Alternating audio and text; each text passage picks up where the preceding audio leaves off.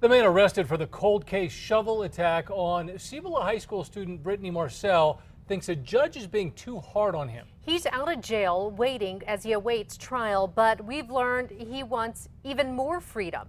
News 13's Jeannie Nguyen is live at District Court with a look at what he wants changed. Dean and Jessica, in this motion, Justin Hansen says his conditions of release are too strict. Brittany Marcel's family members say it's something they just can't understand.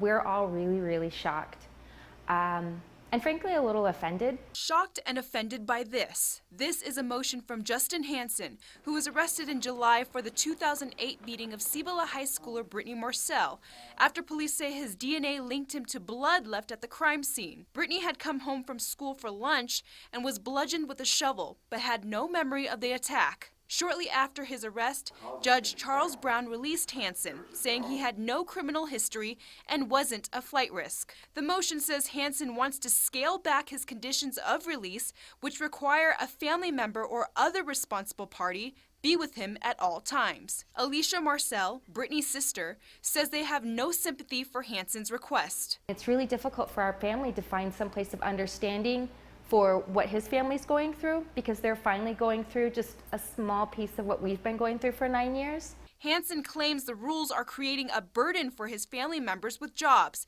Sometimes they even have to pay someone up to $15 an hour to watch him when they can't.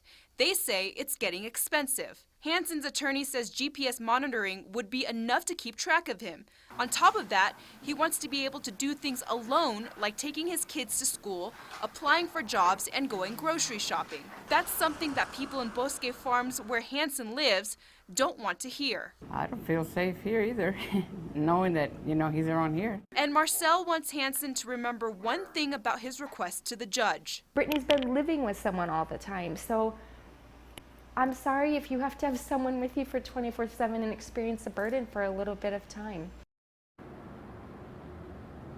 Now, the district attorney's office will file a counter to that motion tomorrow, and a judge is expected to hear that motion next week. Jessica, back to you. All right, thank you, Jeannie. Police say Hansen, who was 24 when Brittany Marcel was attacked, knew the Cibola student because they worked at the Cottonwood Mall at the time.